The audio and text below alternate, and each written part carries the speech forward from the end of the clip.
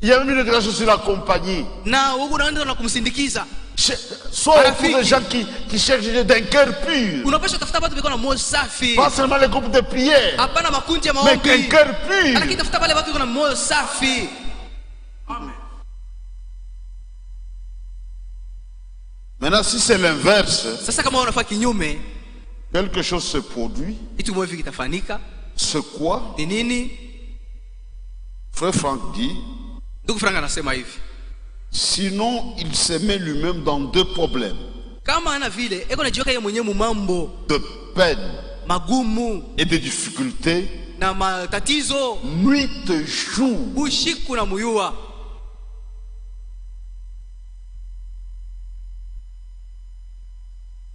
Et vraiment il s'épuise. Il se tourmente sans savoir comment maîtriser cela. Parce que déjà il nourrit sa conscience et son souvenir avec de telles pensées.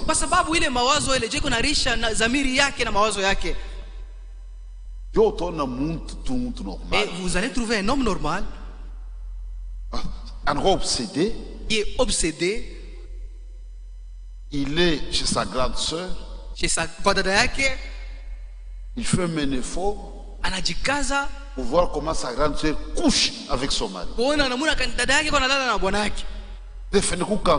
Il va trouver un petit trou par lequel il va commencer à voir comment sa grande sœur couche avec le beau-frère.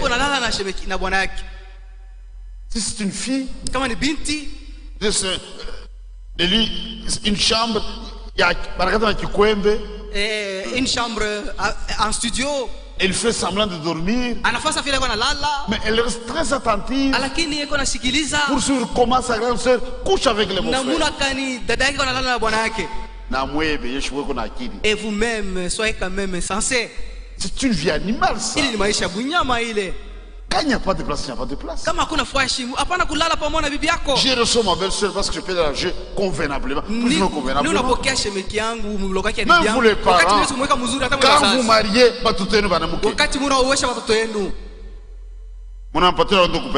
puis vous lui donnez même sa petite soeur pour l'accompagner. Elle a 20 ans. Dans une seule pièce.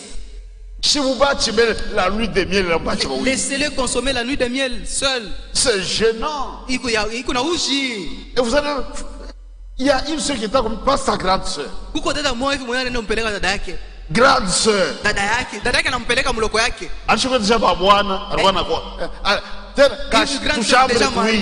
Dans deux pièces. Sa petite soeur, première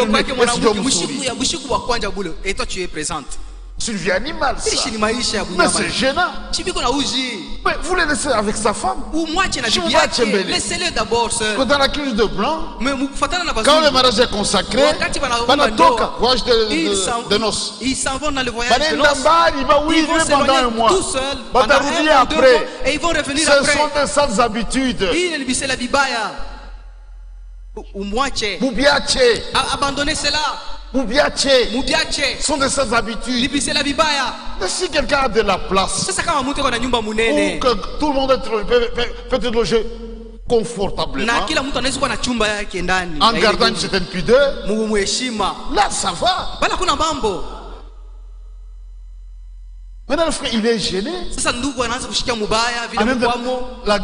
femme et sa grande sœur, il n'a que 2 chambres. Comment est-ce qu'ils vont se réveiller? C'est où est la pudeur? On doit vous dire jusqu'où. Même vos parents, on a discernement. C'est ça.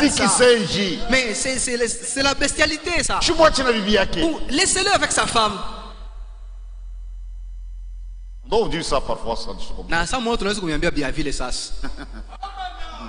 Pour vous réveiller.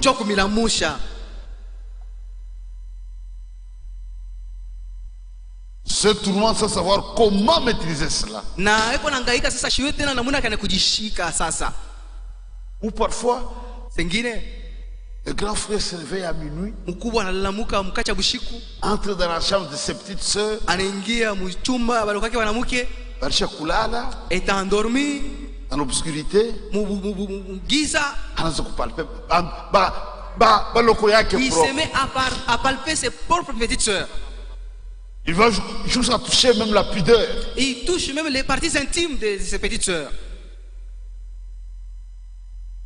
Quand elle se réveille, il se retire vite.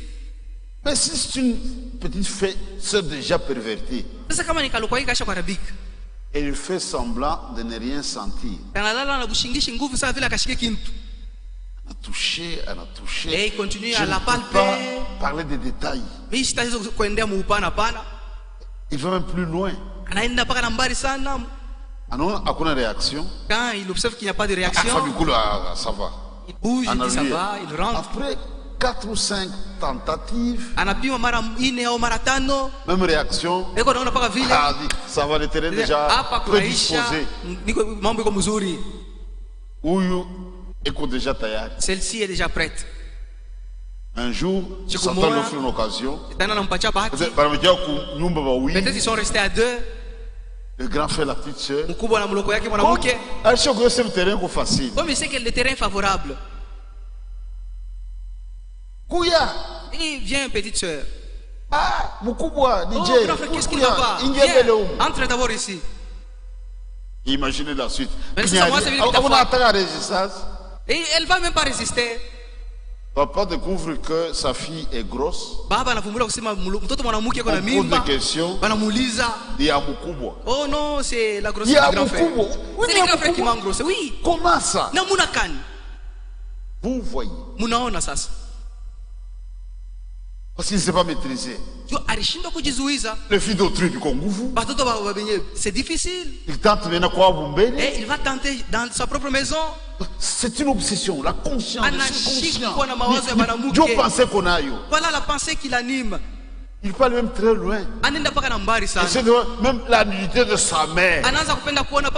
Les garçons. Parfois, douche est bien protégée. La douche n'est pas bien protégée.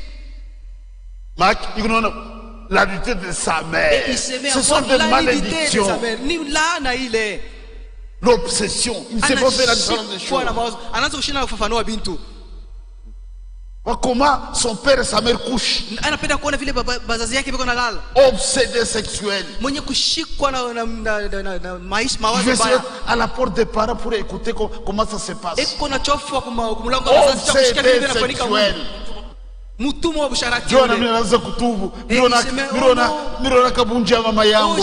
Pasteur nifanye nini? Pasteur, qu'est-ce que je vais faire? Ça je connais ça. Ni mambo yetu na. Comment est-ce que tu as vu la nudité de sa mère? Anaanza kuna anaanza kafashi nienda kuangalia minaona bunja mama yangu. J'ai vu sa nudité. Hata busharati mwenyewe. Hata na mama yako mwenyewe. Tu parviens même à voir sa nudité. Non. Hapana.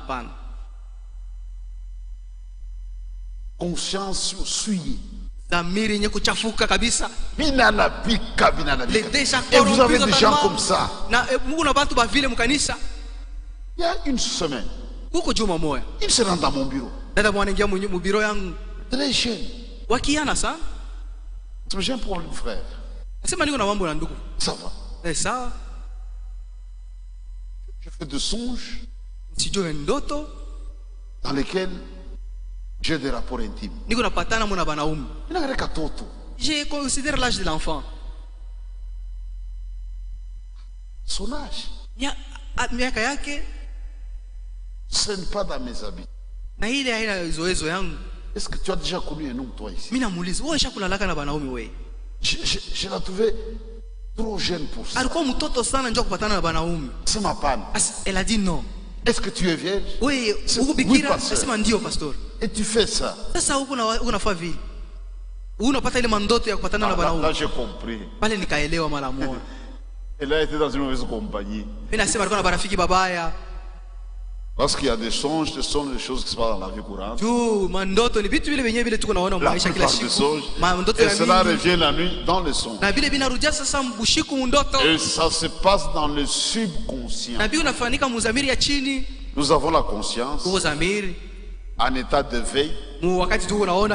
Chacun est conscient de ce qui se passe ici. Ici, on n'a pas besoin de vision pour voir le pasteur en train de prêcher. On n'a pas de voir les anciens ici, le prédicateur. Vous êtes conscient qu'ils sont là. Mais quand nous dormons, la conscience est presque neutralisée. Maintenant, c'est le subconscient qui travaille. Et là, on a des rêves. On ne rêve pas étant conscient. Mais comme la mémoire vous aide à reconstruire votre songe, parfois ça se perd. Oui. C'est ça un homme normal. Et on ne pêche pas dans le subconscient. Ça n'existe pas. Tu fais un rêve, tu es au bar. Tu te réveilles triste. Dieu pardonne-moi mon Dieu. Non, non. Ça, c'est Satan qui a fait ça. Pour me décourager. Seigneur, tu connais mon cœur. Je n'ai jamais pensé à de telles choses. C'est le diable qui me tourmente seulement. Et j'oublie ça. Maintenant, quand on ne fait pas la différence, ça tourne le coup déjà, même les gens ici. J'ai rêvé. Et quand la jeune sœur a vu ça, j'ai compris pourquoi elle est venue vite vers moi. Elle va consulter une de ses amies. Oh, je connais. Ce sont des maris de nuit. Anna me troublait davantage. Son ami l'a encore troublé davantage. Et comme toi, son cœur était pur, elle ne comprenait pas toujours ces choses. Cette interprétation du mari de nuit. Elle n'a jamais connu un homme. Elle est vierge.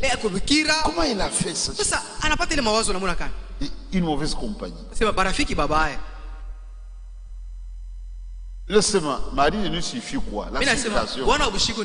D'après le monde, pas d'après nous. Parce que nous, c'est un grand mensonge. Un grand mensonge. Mari de nuit signifie Dieu est sorcière. Et dans cette sorcellerie-là, tu couches avec, tu as un mari dans la sorcellerie.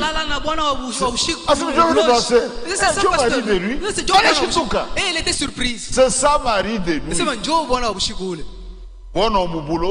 Le mari de la sorcellerie. Tu es allé de mensonge à mensonge.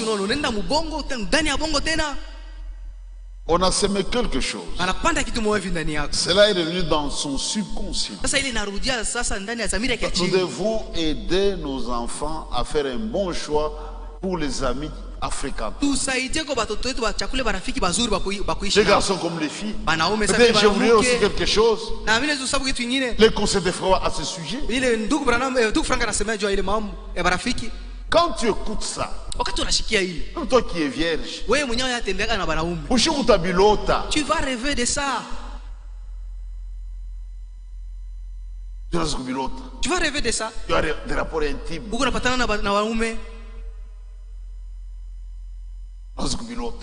Tu vas commencer à rêver de ça. Des histoires sales. Même vous les jeunes sœurs, qui a des amis, on te prend en mariage.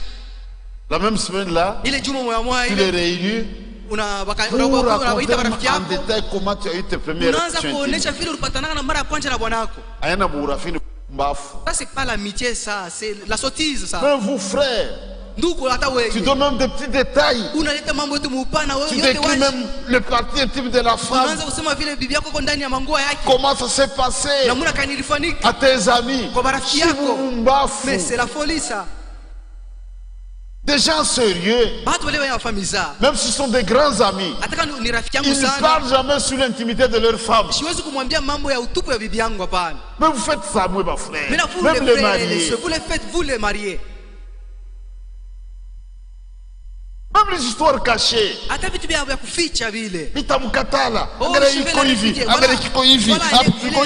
se comporte comme ça. C'est une honte. Tu es quel genre de chrétien, toi? La femme est humiliée. Vous les polygames, Vous faites la honte de la parole de Dieu. Si tu veux prendre une deuxième femme, fais-le. Pourquoi dénigrer la première femme? Pourquoi tu veux humilier la première femme? Oh non, elle est sale. Elle dégage une mauvaise odeur. Elle est celle-ci, elle est celle-là. Et toi seul, tu te frottes les mains. As-tu déjà couché avec cet homme-là? Attends ton tour. Tu vas pleurer. Tu seras aussi décrite plus que la première. Et tu vas le regretter. Si tu es sage, tu sais c'est un mauvais mari. C'est un mauvais mari. Un homme méchant. Il est méchant. Un homme mauvais. S'il a besoin de moi, il doit d'abord détruire sa première femme. Et tu vas pleurer aussi à ton tour. Et tu te frottes les mains. Il va pas se jouer de moi. S'il vient, moi je lui dirai tout droit. Je lui dirai toute la vérité. Un jour tu pleureras. Tu vas pleurer un jour. Je connais un cas avec une sœur. Exactement comme je vous raconte. Elle était contente. La première femme pleurait. Et après un temps, le frère est parti à la troisième femme. Il est venu oh, il veut épouser une troisième femme. Alors où est le problème? Quand elle est venue vers toi, tu n'avais pas refusé. Accepte ce qu'il prenne la troisième. Pasteur. C'était bien. C'était bien à ton tour. Maintenant, ça te fait mal parce que tu es à la troisième. Prends ta coupe. Le frère a évolué avec son affaire. Tu dois épouser même 400. Et là, tu en as pour ton compte. Vous voyez? Non, ça. Voyez? Non, ça. Des histoires sales. Des histoires sales. Tu racontes à ton ami. Tu décris même le sexe de la femme. Avec tous les détails à ton ami. Même toi, frère, tu humilies ta femme devant les enfants. Tu parles de sa dignité. Votre mère est sale. Je vais la répudier. Ça c'est la sottise ça. Mais c'est la bestialité. Tu n'es pas né de nouveau. Tu ne connais même pas la parole de Dieu. La honte de la parole de Dieu. Je vais en parler au pasteur. Car on a un pasteur. Si tu le dis au pasteur, cette fois-là il sera ton mari. Si toi tu as cette mauvaise vie, nous on n'a pas ça. Nous on n'a pas ça. Nous sommes avec vous, ça fera bientôt 70 ans. Pas 70 ans, ou 40 ou 50 ans. Avez-vous déjà pris de pareilles choses? Même des soupçons.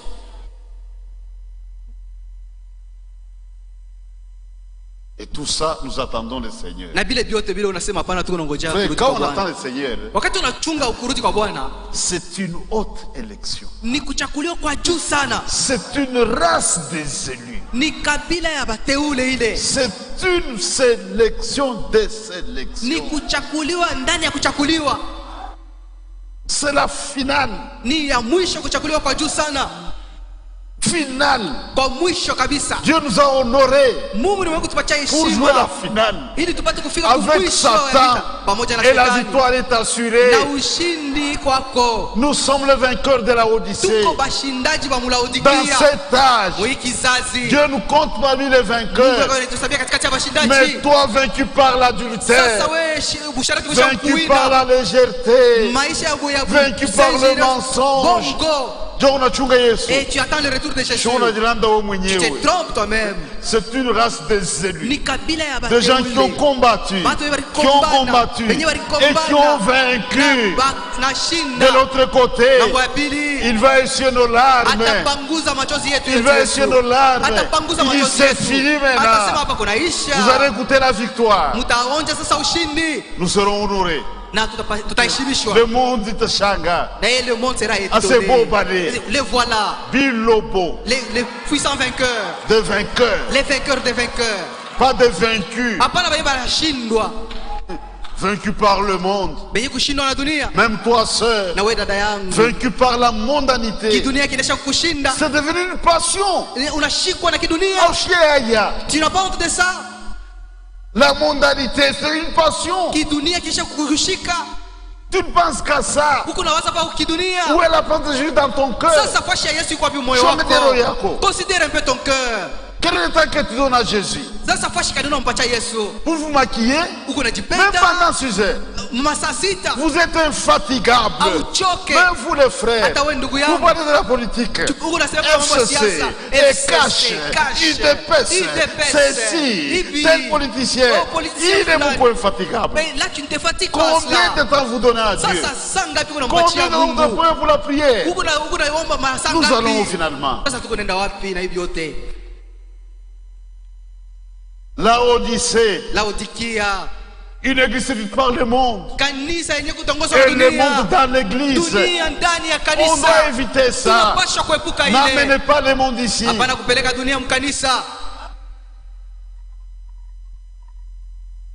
Et n'enviez pas le monde. Mais vous les sœurs, il y a l'histoire de cheveux. On va aussi régler ça une fois pour toutes. Au sujet des cheveux, une fois pour toutes. Mais ça ne doit pas être le monde. Quand le monde va à gauche, nous allons à droite. Quand ils vont à droite, nous allons à gauche. Nous descendons. Mais vous les frères ici, il n'y a pas que les femmes. Considérez un peu. C'est scandaleux. Quand je viens à l'église, jusqu'ici, tous les dos est nus. Tous les dos est nus. Et c'est une sœur ou bien une prostituée? J'arrive. Je sors un peu du bureau. Je vais d'abord observer si elle se rend dans sa maison, dans le quartier, mais elle prend la gauche. Dis à la sœur de venir après le culte au bureau. Elle écoute bien. Ma soeur, entre nous, ma soeur, ton habillement est-il correct? Le mari, frère. J'appelle le frère. Est-ce que ta femme est bien habillée? On doit faire très très attention.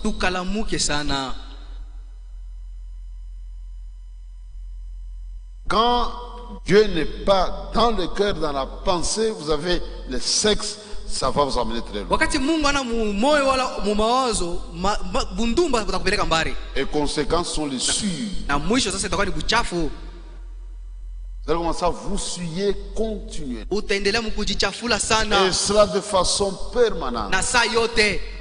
Là, Satan est content. Et nous a eu. Et vous entendez l'enlèvement en vain.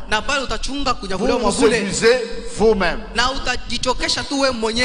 l'assemblée, il est content. Même si tu viens à l'assemblée, le diable est toujours content. Mais ne mettez pas ce message ou la parole en pratique. Soyez zélés pour Franck. Soyez zélés pour Branham. Soyez zélés pour le prédicateur. Mais il est content parce que vous ne vivez pas le message. C'est sa propriété.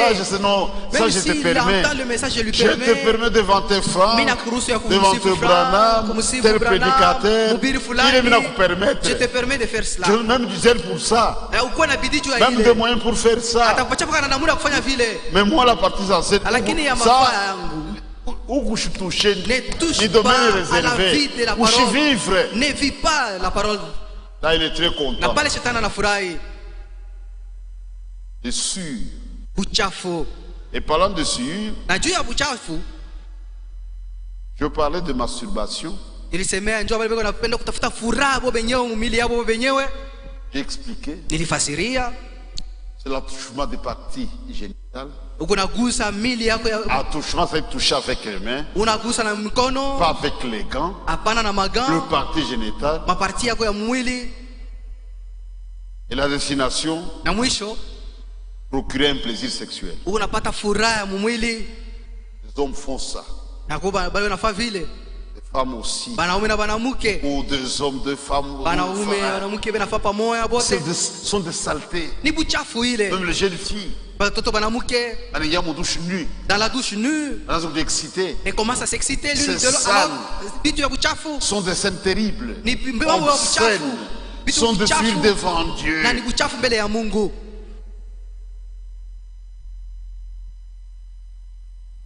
des frères. Et ce sont des cas sporadiques, je dis bien sporadiques. Donc des cas isolés et irréguliers. C'est pas notre vie, il y a des cas comme ça. Pasteur, je suis démon de masturbation. Je répète ma réponse. J'ai toujours répété. Ça c'est très bien, frère. Je te comprends en tant que jeune de faire ça. Mais devant Dieu c'est terrible. C'est une chose terrible. Cet exemple, j'ai répété à beaucoup de frères et sœurs. Quand ils me parlent de masturbation, ils vont s'en souvenir. Frère, je vais donner un exemple. Tu as étudié un peu, juste même aux humanités. Tu as eu le cours de chimie. Tu connais l'acide sulfurique. C'est meilleur. Tu connais. Et ça détruit tout. Quand on l'acide sulfurique, si on te plonge dans l'acide sulfurique, on ne va rien récupérer. Même les os seront détruits. Si on te donne un verre d'acide sulfurique, tu approches le verre de ta bouche. Un message sort. Attention, c'est de l'acide sulfurique. Utakundo tupa.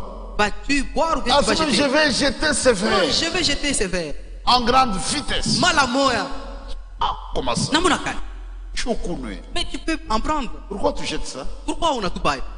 Mais je vais mourir. Non, cela est valable pour la masturbation. Le jour où tu comprendras que ce que tu fais va amener ton âme à la mort, tu vas arrêter.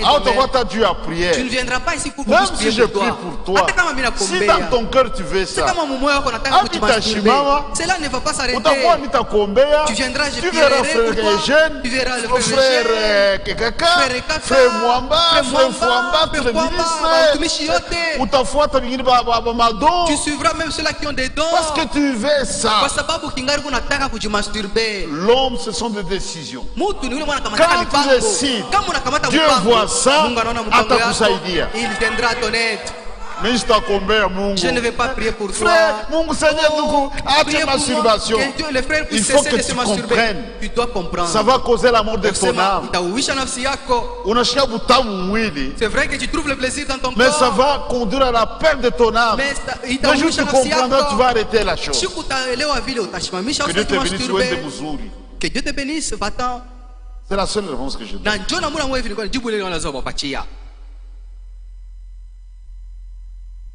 Et il y a la prostitution parmi les jeunes gens. Une jeune sœur ne sait plus se contenir.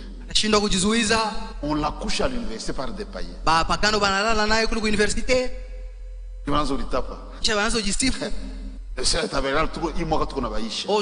Cette année, nous allons consommer toutes les sœurs du tabernacle. Nous allons consommer toutes les sœurs du tabernacle.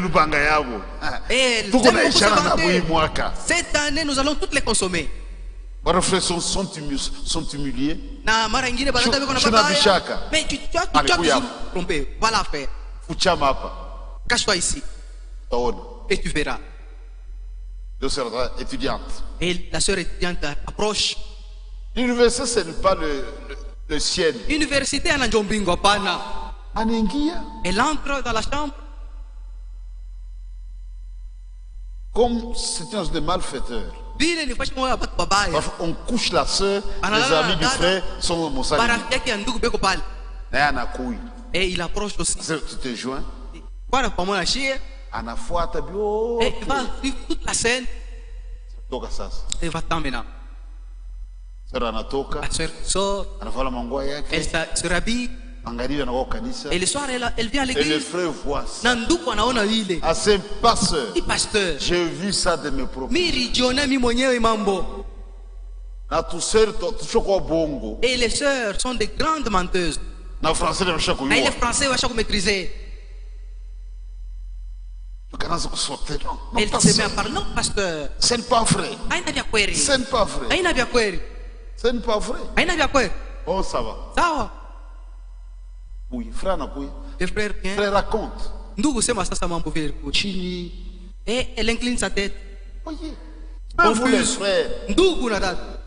Vous amenez vos prostituées Kuba païens. Unaanza kwenda kupa bundumba na bapagano. Tes amis là. Parafiki yako bali. Quelqu'un le rencontre, il parle de la parole. Non, abandonne. Il vient jusque chez moi. Il couche des femmes chez moi. Et il couche avec les femmes. Vous le jeune ici. Mais parfois les frères favorisent ça. Et parfois ce sont les frères qui accordent les chambres aux païens. Je vais l'amener chez toi, oui frère. Venez chez moi. Oh, bonjour frère, comment tu vas? Bon, je ne veux pas vraiment le dire ça. Oh non, je suis pressé. Complice de la mission. Tu es complice dans la mission. Et vous êtes ici. Vous savez que tel frère vit avec tel soeur. Vous répondrez pour ces péchés. Oui, ou tu as les âmes devant Dieu. Tu répondras pour ces péchés. Nous ne les savons pas, mais toi, tu répondras pour ces péchés-là. Vous vous couvrez, vous les jeunes gens. Bon, faut Dieu le retire à cause de la vie moubaye. Alors que nous vous amenez le corps à l'église, au campus, on va dire à l'église. Quand le pasteur parle, les amis, ça c'est de la foutaise. Est-ce qu'il pourra aller au ciel? S'il part, moi je m'en irai. J'ai vu ça à l'animation d'une sœur. Ses amis, hommes, femmes, de l'université. Si il entre au ciel, nous en irons aussi au ciel. Il connaissait la vie de la sœur. Il connaissait bien Maïcha de Dada. Timothée, fuis le passion de la chair. C'est une recommandation pour le véritable chrétien. Pour le véritable chrétien. Et même ceux qui sont fiancés sont déçus. Des relations intimes avant le mariage, grossesse, mensonge, tout ça. Même parfois les mariés, déçus. Les lits conjugales essuyés. Dieu ordonne que les lits conjugales soient exempts de souillure. Vous lisez des livres sales et vous appliquez ça sur vos femmes. Ce sont des souillures. Ça vous souille.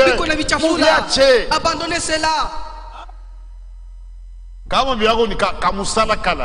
Si ta femme est déjà éveillée, et tu te dis, voilà, j'ai trouvé une bonne femme. C'est une vierge qui ne connaît rien. C'est timide là sur le lit. Apprends-lui. Allez doucement. Tu veux quoi? Ils sont dessus, on peut être marié avec un lit essuyé. Quand Dieu regarde, les lits essuyés. Même vous femmes, vous êtes fidèle à votre mari jusqu'à la mort. Mais votre comportement, votre habillement, vous abattrez des hommes. Vous êtes adultère devant Dieu. Et vous répondrez pour ce péché-là. Vous êtes de façon à exciter les hommes. Pour exciter les hommes. Tu répondras pour cela. Et c'est la confusion. Dans l'église, vous trouvez les sœurs qui sont confondues aux prostituées.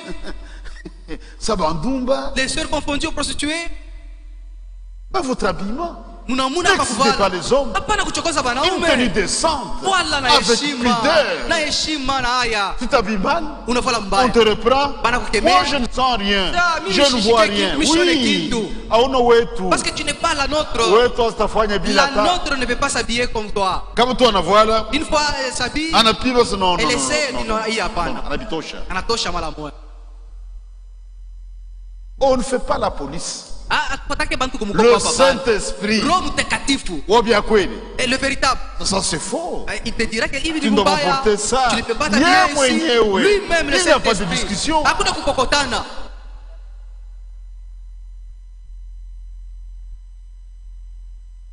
C'est terrible. C'est terrible. Ni ya moto. C'est terrible. Ni ya boka. Je vais maintenant introduire rapidement un aspect prophétique en rapport avec ça.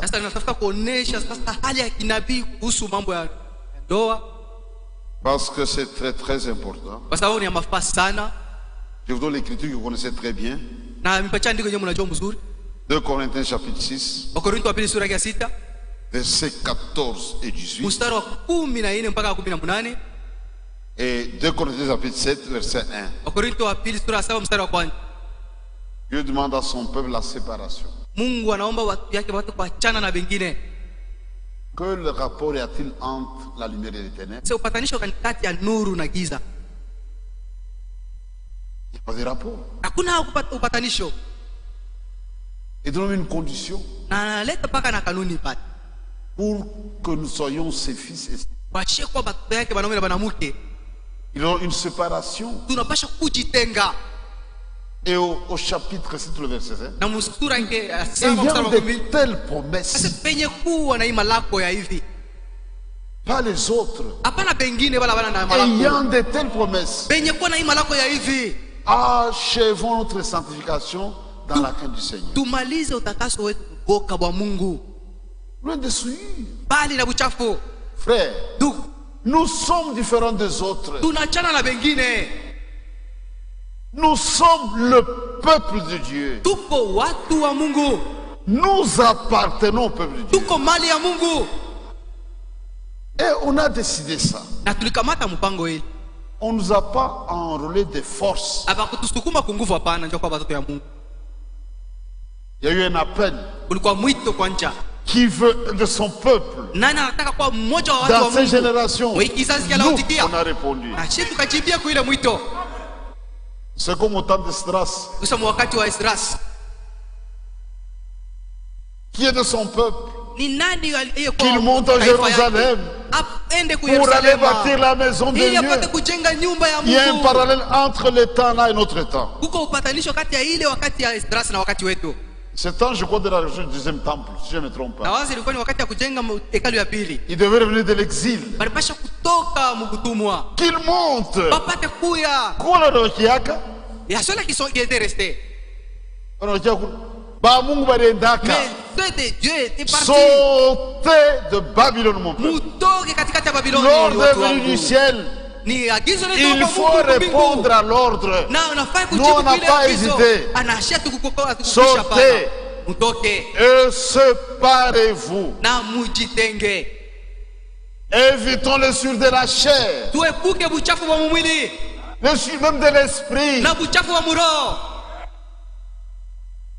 Quand tu commets l'adultère, c'est dans la chair. Il n'y a pas de mari de nuit. On ne fait pas l'adultère en esprit. C'est dans la chair avec le deux sexes. Pas en esprit. Et l'esprit ne couche pas les femmes. C'est dans la chair. Et on va plus loin. Quand tu couches avec une femme, il y a les cachets qui restent. Mukilari.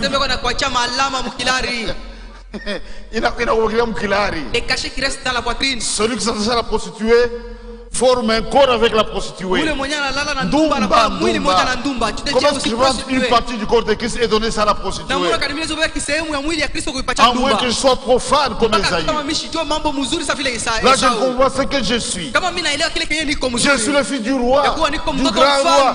Je suis la fille du roi. Toi la fille du roi.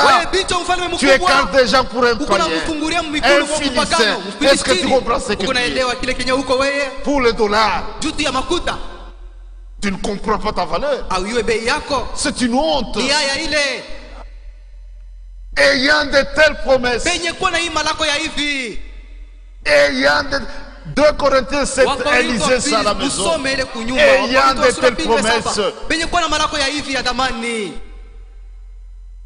Nous évitons tout sûr. C'est C'est comme une jeune fille qui faisait la rue. Et Elle nous vient de très loin. Il ferme les yeux.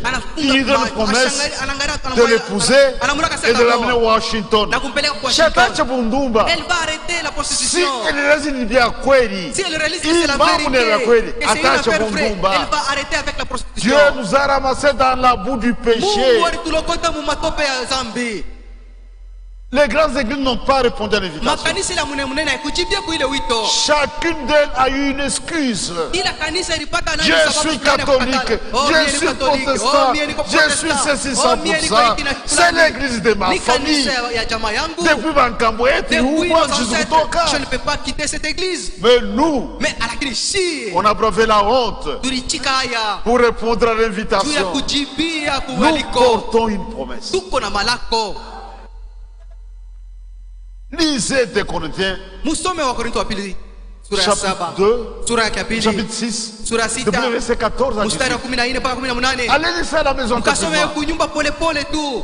Séparez-vous, Nasema sortez. mujitenge, mutoke. Nous sortons, c'est pas vraiment la sortie, Wakati mais anasema tutoke, séparez-vous. na mujitenge. La séparation doit être nette. Kujitenga Ça kunapaswa fait kuonekana partie de la waziwazi. grâce. Na ile ni sehemu ya Seigneur, neema. si j'ai trouvé grâce à tes yeux, Kama nilipata neema fais mbele ya qu'en macho sorte yako. entre nous et les autres qu'il y ait la différence. Fanya tupate kuachana na Qu'on puisse wengine. voir ça. Na ile achanisho ionekane wazi wazi. Notre manière de vivre, Namna yetu ya nos kuishi, réactions. matendo Quand les gens nous yetu. regardent, Wakati watu wanatuangalia, ils sont comme nous. nasema Mais tunafanana ils sont nao, différents. lakini banachana na shie. La différence est très nette. Achanisho inapasha kwa Du wazi salon que je wazi. vous Nasema accueillerai. njoo pale sasa mie Pas nitanipokelea. kuchafu yenu. Pas avec vos souillures. Vous vous séparez. Mujitenge Et on kwanja. peut voir ça. Na ile inapasha kuonekana wazi. Maintenant, achevons-le. Sasa tumalize utakaso Notre yetu. sanctification. Utakaso wetu. Évitons le sudérachet de l'esprit. Tuepuke uchafu wa mwili na wa kiroho. Évitons ça. Tuepuke ile Nous uchafu. portons des promesses. Tuko na malako ya thamani. Nous sommes différents des autres. Et l'unique façon de vivre correctement, c'est sur base d'une promesse. Na namuna mtu ya kuishi mzuri ni kupatana na malako. Nous sommes ici en vertu des promesses de Dieu. Tupo hapa ni njuku kwa malako ya Mungu fulani. Ce n'est pas l'église du pasteur Kazadi. Hii ana kanisa ya pastor Non, Kazadi non, non. hapana. Nous sommes autour des promesses de Dieu. Tuko hapa juu ya malako ya Et Dieu a Mungu. fait l'histoire du salut Na Mungu ndiye mwenye alifanya dans historia ya la plus wokovu. grande simplicité. Katika unyenyekevu Dieu mkubwa. est en train d'accomplir ses promesses. Mungu yuko anatimiza malako yake. Et pour notre temps, Na mwi wakati qu'on wetu appelle la Odyssée, inaitwa le Laodikia. 7e âge, la Kizazi cha fin, mwisho. il n'y aura plus de 8e âge. Hakutakuwa kizazi cha munane Là, cha nous mwisho sommes hiki. sûrs. Na ile tuko na Il n'y hakikisho. aura plus de 8e messager. Hakutakuwa mjumbe wa munane. Frère Franck n'est pas messager. Frank ana mjumbe. Le hapana. messager, c'est William Arion Mjumbe Branham. ni William Arroyo Branham. Il n'y a pas de 8e Hakuna messager. mjumbe wa munane. Frère Franck n'a pas son message Frank ana na propre. ujumbe yake Frère mwenyewe. Franck continue avec le Frank même yuko anaendelea na message. hii ujumbe ya Branham. Mais nous, ayant la pensée de Sasa Christ, shie wenye kuna mawazo nous ya avons Kristo. vu la suite de la chose. Tunaona namna kani mambo iko inaendelea.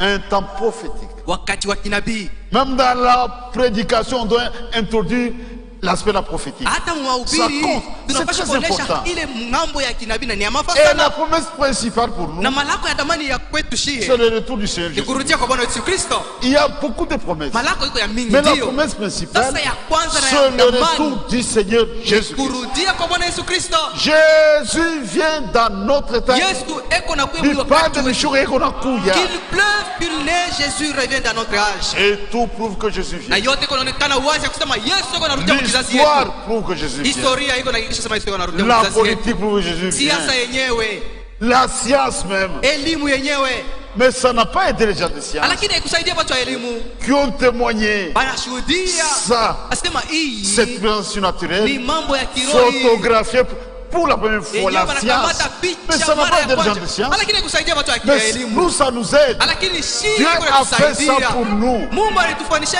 Les hiyo progrès scientifiques nous aident, nous. maendeleo ya siasa ile Pas ya les elimu scientifiques. hiyo inatusaidia shapana watu wa elimu. Dès qu'on a vu foigne, Ils Dieu le font permet par ignorance. à nous de voir Lakini sa Mungu main. anaruhusu tushie tuone mkono yake kupitia elimu. La promesse présente sur le retour du Seigneur. Les autres promesses qui accompagnent cette grande promesse. Je vous enverrai Élie le prophète. Ça accompagne la grande promesse. Mais là, quand les gens sont aveugles, ils oublient la grande promesse. J'enverrai Élie le prophète. Il y a je, il y a vous, et il y a Élie le prophète. Élie le prophète est envoyé par Dieu. Pour qu'Élie vienne, c'est Dieu qui doit l'envoyer. Comment Élie est envoyé? Maintenant, Élie est encore mou. Il devient lui-même Dieu. Il s'est envoyé lui-même. Dieu vous enverrez. Et il n'a pas envoyé Kubote. Et il ne l'a pas envoyé à tout le monde. Ça semble que c'est le monde, mais on n'a pas reçu. Nous, nous l'avons reçu. Et nous avons répondu à la parole de Dieu. Dieu nous compte parmi son peuple. Dieu honore son peuple de sortir. Ils sont sortis. Sortez de mon peuple. Impossible de retirer un fils de vérité dans une dénomination. Ça, c'est l'ordre de Dieu. Séparez-vous. Nous nous séparons. On ne résiste pas. Achevons notre sanctification. Nous sommes en train de le faire. On ne résiste pas. Quand on vous parle de façon directe, sans gants, c'est pour votre sanctification. Vous allez rater l'enlèvement. Est-ce que vous comprenez? Vous allez, même si vous êtes marié, avec des vies souillées, vous allez rater l'enlèvement. Vous les jeunes gens, même si vous ne mettez pas adultère, en entrant dans des sites là obscènes, contemplez l'immunité des femmes, vous allez rater l'enlèvement. Ça sur votre esprit. Comprenez les dangers. L'heure est grave. L'heure est grave. Un peuple porteur de promesses. En rapport avec notre temps. Luc 17. 26-28. Jésus nous renvoie au temps de Noé. Et au temps de Lot. Il y a eu beaucoup de choses. Mais il y avait l'amour libre. Donc il n'y a pas de mariage. C'était le problème. L'amour libre. Et aujourd'hui, les gens aiment ça. Le vieux, troisième bureau, quatrième bureau, cinquième bureau. Ouais, monte dans quoi bureau? Toi, tu deviens bureau. C'est dégradant ça. Et les femmes acceptent avec joie. C'est le PDG. Oh, PDG. Mijo deuxième bureau. Monte dans quoi bureau? Un homme qui devient un bureau. Ça c'est très grave. Cette femme saisira un homme. Et diront, nous mangeons notre pain. Maman laisse-nous porter tes noms. Les gens qui sont haut placés, avant de besoin de francs, ils n'ont pas besoin d'argent. Il est position sur une position. Même une fois marié, le PDG l'appelle. Rendez-vous à Caravia. Ah, je t'ai hésité. Elle ne va pas hésiter. Le PDG. Mais si je résiste, il va me licencier. Et tu fais ça. Mais qu'est-ce que je vais faire, pasteur? Mais il est véritable. Elle va refuser. Même si il l'enferme dans son bureau, elle ne sera pas violée. Sur le plan de la physiologie, c'est connu de médecins. Le muscle de la cuisse, ce sont aussi le plus puissant du corps. Quand une femme ferme, il faut qu'elle lâche. Vous racontez des bêtises. Au pasteur Romain violé. Ou Mukatuba. Ça c'est très bien ça. Je suis curieux. À quelle heure? À 15h. À Katuba à 15h. Il n'y a pas de gens tout autour. Pourquoi tu n'as pas pu crier? Comme nous ne pouvons pas encore comprendre. Avec une arme, on peut céder par peur de mourir. Mais toi, on te viole, sœur, à 3h, à 15h. Non, ma sœur. Ça, c'est l'enfouté, ça. Ça, c'est une farce, ça. Vous voyez? Non. Ce sont des bêtises. Violer à 15h et des voisins tout autour. On sait, frère, les frères, mon fiancé m'a forcé. Chez eux. Son père, sa mère, ils vont couler. Dans la même parcelle, à où crier dada. Et toi, tu ne cries pas, ma soeur. Et tu appelles ça viol? Ça, c'est une farce, ça. Il est une misère, vous pouvez pas. Va-t'en d'ici. Avec ta sottise. Soyons sérieux quand même. L'amour libre. Un frère m'a vu dernièrement. Sa femme est décédée. Il me raconte une histoire. Quand j'étais en Tanzanie, j'ai vu une prostituée. Une femme très gentille. Je vais pas la prendre. Moi, je n'ai pas de conseil à te donner. La Bible dit, tu épouses une chrétienne de nouveau. C'est que moi, je connais. Alors, tu me décris son caractère. Dumba. Une prostituée toute faite. Et toi, tu veux prendre une prostituée, celle qui va garder tes enfants. Et voilà la parole de Dieu. Quand tu l'avais m'avais vu en enfant. Je ne peux pas ramer dans ton sens. Ça fait mal. Je connais ce que Dieu a dit. Tu te remaries dans le Seigneur. Et cela te concerne seul. N'allez pas dire aux gens, le pasteur m'a autorisé. Le pasteur m'a autorisé. Je n'autorise personne à conduire. Même ceux qui prennent une femme, ils n'ont jamais reçu mon autorisation. À quoi sincère? Si je savais que Takatala, moi je vous décourage. Je ne dis pas que la polygamie c'est un péché. C'est une voie à problème. Ça je connais. C'est une voie à problème. L'amour libre. Et les gens aiment ça. Fiançailles académiques. Ils ont trouvé un terme. Fiançailles académiques. On couche pendant 6 ans à l'université. Et à la fin, quel est votre bonheur? Mais ça, j'ai Abraham Congo. Et tout, tout ça, je dois me repartir tous ces gens, tous les étudiants ici. Assistants, des assistants, professeurs, des professeurs. Je ne saurais pas croire au message. Moi, je ne saurais pas. Il n'y a pas une autre affaire. Tu jouais. Même plus tard. Il peut bien t'imposer. Ça fera les frais. Oh non, il m'a parlé de ça. Ma conséquence. Je ne suis pas pour autant les frères.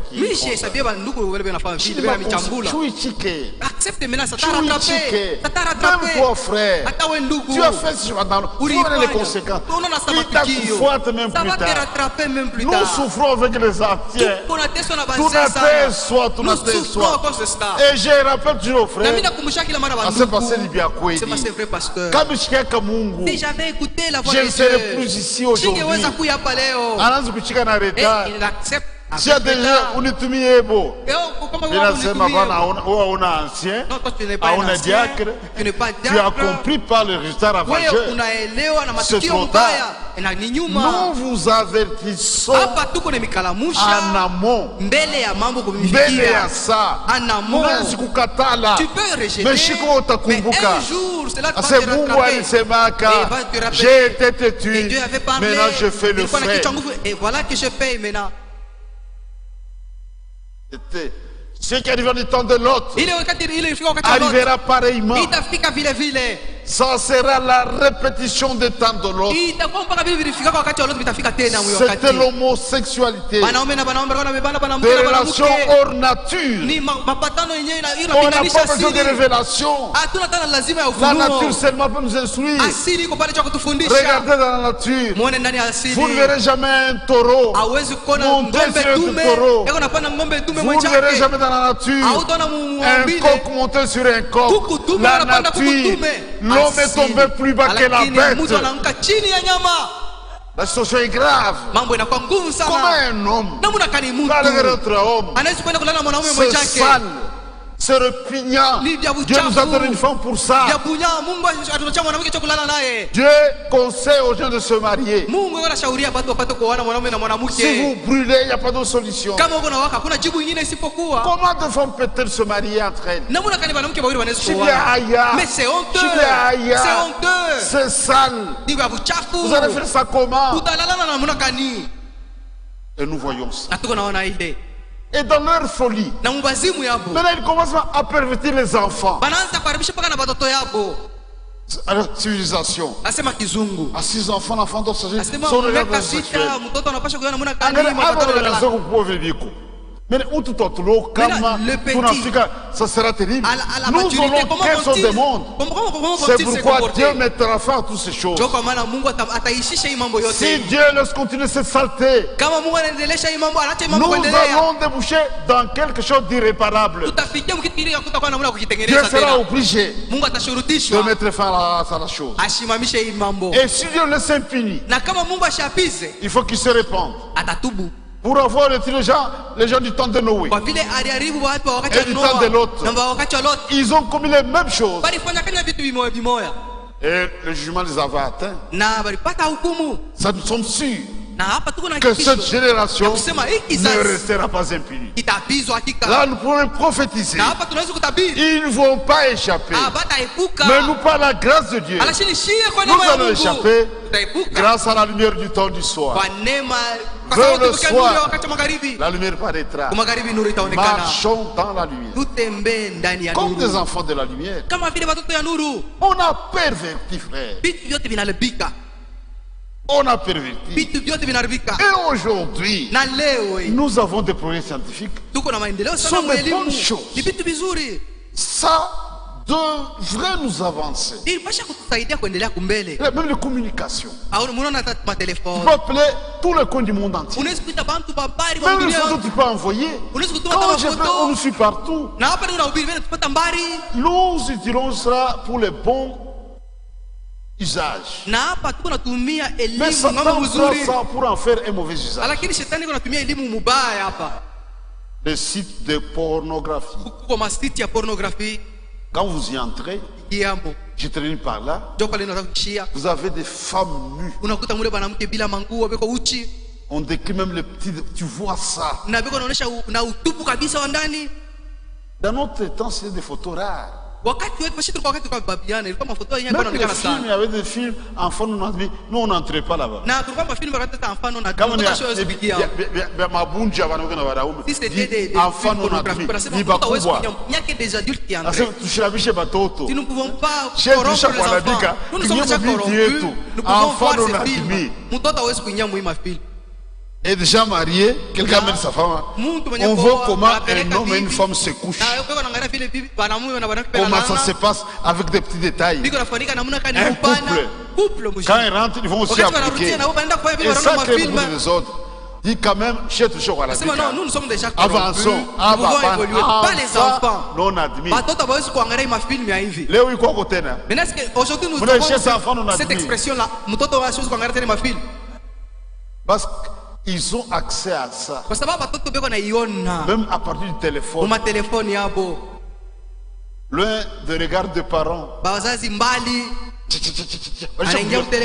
Nous nous souffrons avec les frères Mohamed. Tu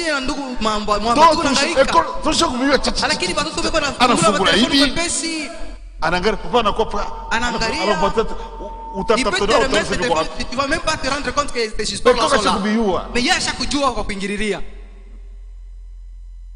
J'étais au Canada. Canada. Une sœur dit à son père, moi je ne ferai pas beaucoup d'enfants. Et j'étais surpris.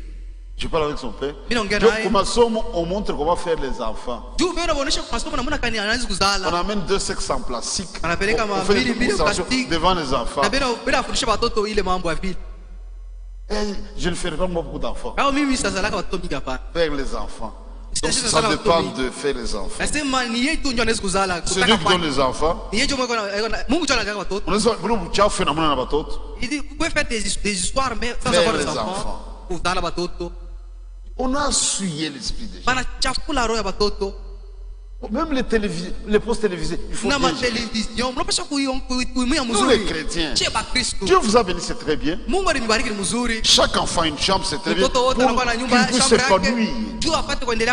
Télévision, l'enfant entre masté à Bouchafu, la fille de gaz, il se corrompt davantage. Même un seul poste télévisé, je contrôle ma programme, des images sales. Vous êtes assis au salon à Batoto. Et l'homme et la femme nus devant les enfants, ils ont déjà vu. C'est trop tard. Et vous inclinez, vous gênez. Les enfants ont vu comment on couche une femme. Il y a des frères médecins qui ont bien grandi, bien élevés. Mais l'autre, donc qui ont grandi dans la crainte du Seigneur. Ça, en Christ, Dieu a une éducation bien. Vas-y, pasteur. Quand j'ai vu l'attitude d'une fois pour la fois, j'ai tremblé. Pasteur, tout un médecin.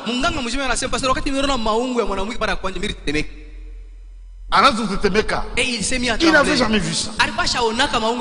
C'est un médecin. Obligé de traiter. Quand j'ai vu ça, le médecin s'est mis à trembler.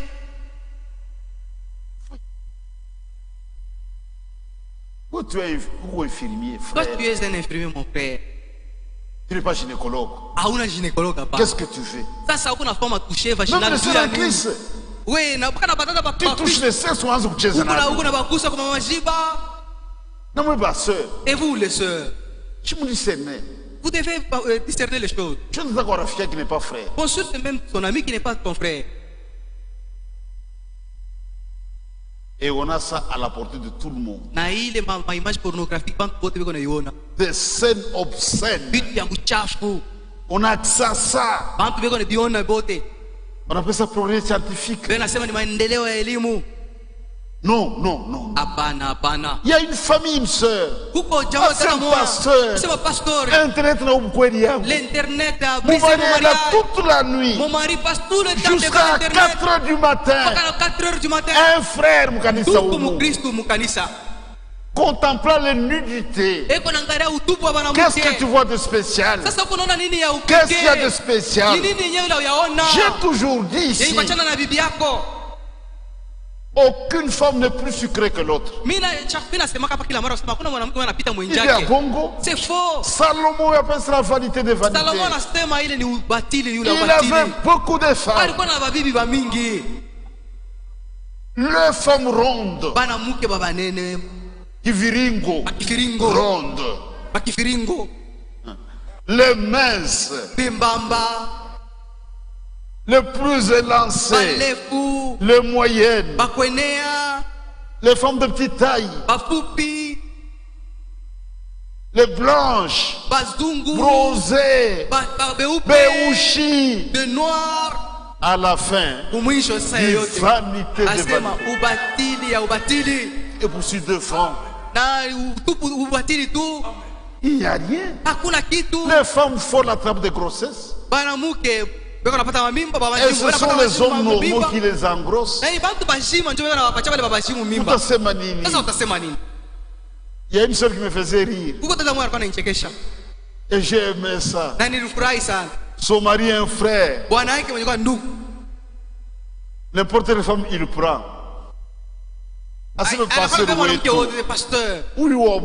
Mais la dernière là, Elle a fait des gerçures. Mon mari est tombé sur une femme à gerçure avec des gerçures. C'est même s'il est obsédé par la prostitution. Si elle avait même des bons pieds, avec des gerçures. Et c'est celle qu'il a prise. Une fois dans un minibus, les femmes de militaires, mais nos maris sont des coqs. Des éperviers. Des éperviers. Même 1% tué en décomposition du coubeb. Un épervier peut prendre même 1% de décomposition. Parce qu'il est épervier. Et il y a des frères et il y a des frères éperviers. N'importe quelle femme. Il peut tomber sur n'importe quelle femme. Ou à sida, ou à tuberculose, amplifié, ou chafou, sale. Il est épervier. Et Branham, et ça c'est très grave, parlant de la femme immorale. Immoralité, ça va avec le sur. Frère, quand vous lisez ça, non, et aux États-Unis d'Amérique, je suis dans une assemblée mixte. Mais comprenez, une femme immorale, c'est comme une poubelle sexuelle. Mais ça c'est très grave. Elle reçoit tout le déchet du monde entier. L'immoralité. Mes sœurs, soyez pures. C'est votre honneur. Ça fera l'honneur du mari, l'honneur de la famille. Ça va vous amener toute la vie. Une femme immorale avec une vie souillée, c'est comme une poubelle sexuelle. Comment est-ce que tu te comportes, ma soeur? N'importe qui, on fait la micro. Et tu écartes tes âmes devant n'importe quoi, n'importe qui, et à tout moment. Comment est-ce que tu te comportes, ma soeur? Cela va te rattraper un jour.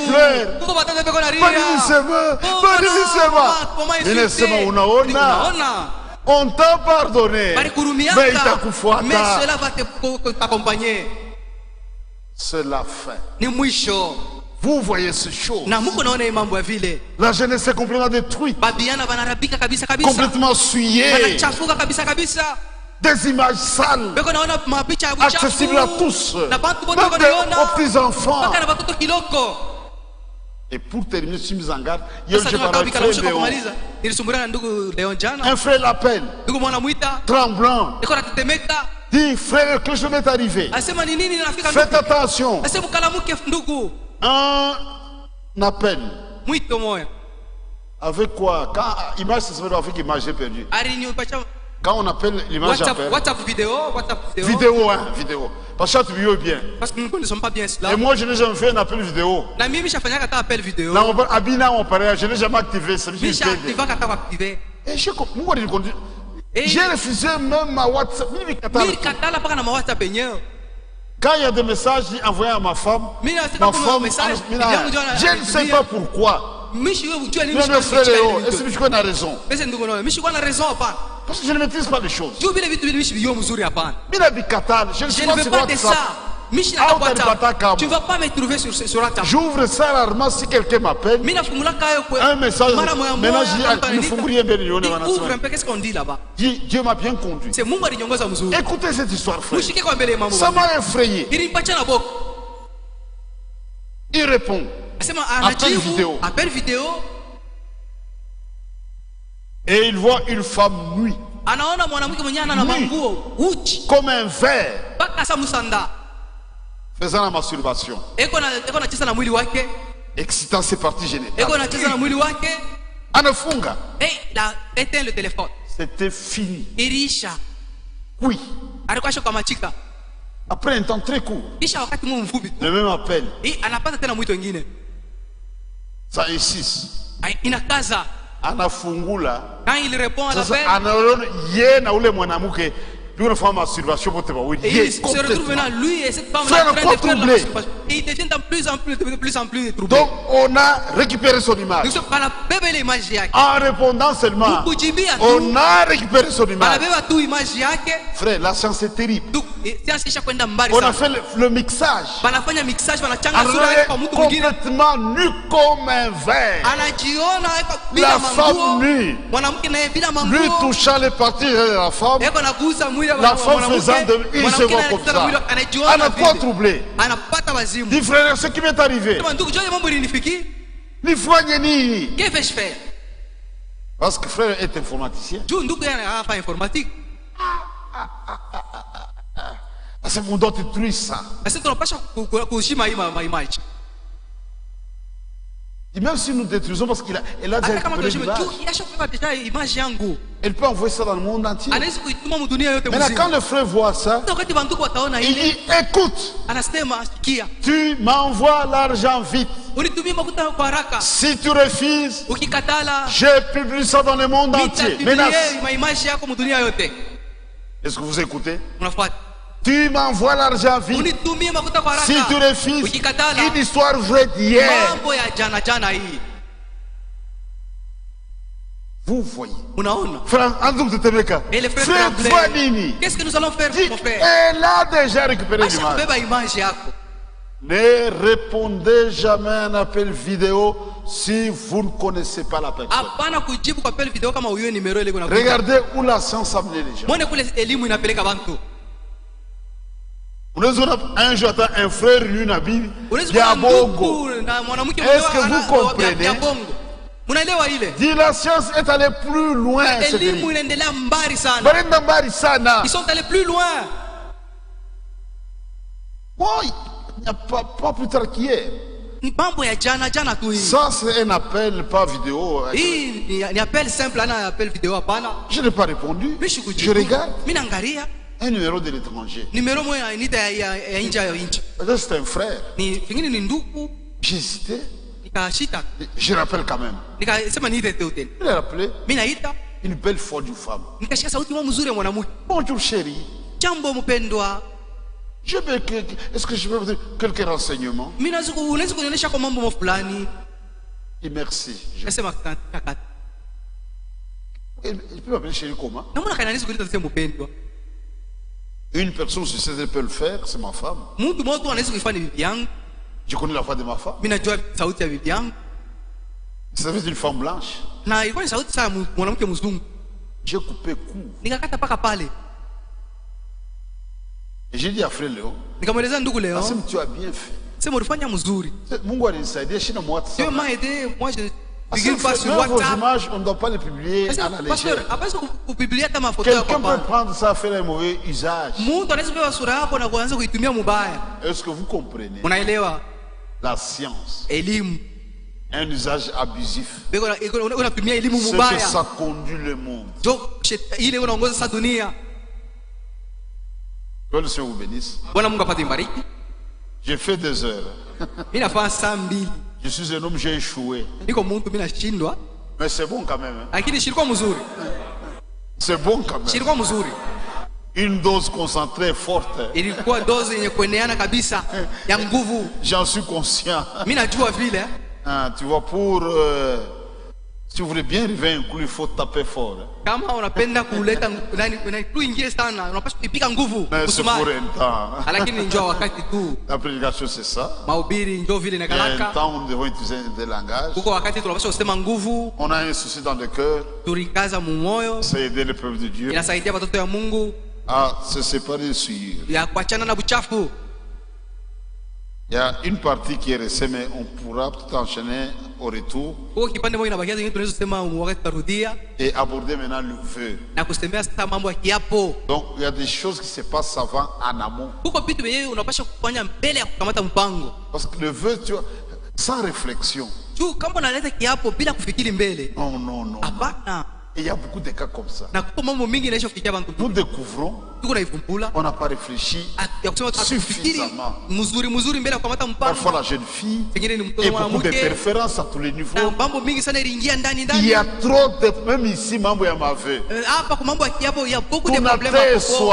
Et nous en souffrons. Oui, non, oui, non. Tu as dit oui, non. Parfois, même le frère, parce qu'on démargoulait, le frère refuse. Si tu refuses de divorcer, nous allons voir toutes ces choses en détail. Que le Seigneur vous bénisse. Pardonnez-moi pour le temps, j'ai abusé de votre temps. Nous allons aussi suivre le mariage. J'aime que vous écoutez Frère Mwamba. C'est un bon prédicateur. Parfois, il y a des bonnes choses pendant le mariage. Moi-même, je vis ça plusieurs fois. Ça va vous aider. Ça va vous aider. Ce sont des hommes sûrs. Dieu a dit. Jérémie, je crois 3:15. Je vous donnerai des bergers selon mon cœur. Il vous conduira avec sagesse, intelligence. Voilà. Il y a des langages que moi je ne comprends pas. Je ne peux pas arriver dans son église. Et attention au pasteur. Non, non, non. C'est une église bénie. Ils ont un nom de Dieu véritable. De bons anciens. Attention, attention. C'est Jésus-Christ. Mais Jésus a des serviteurs. N'a-t-il pas promis quelque chose? Ésaïe 30. Je ne me trompe pas. Du pain, de l'eau dans l'angoisse. Ceux qui t'introduisent ne se cacheront pas. Tes yeux le verront. Oh, on n'en a pas ça. Tu n'as pas encore découvert cela qui détruit. Quand est-ce que tu le verras? Nous le voyons souvent quand quelqu'un meurt. Des grands et de beaux discours. Cela va l'aider à quoi? Abraham disait, il faut donner une petite fleur à quelqu'un pendant qu'il est en vie. Qu'une couronne à chaque fois. Maintenant, c'est des pots de couronne. Et ceux qui ont porté des couronnes, il sera même pas mais en quoi cela va l'aider? Le place sur la table. Soir, les voleurs vont le récupérer pour le revendre. Que le Seigneur vous bénisse. Ça va, c'est très bien.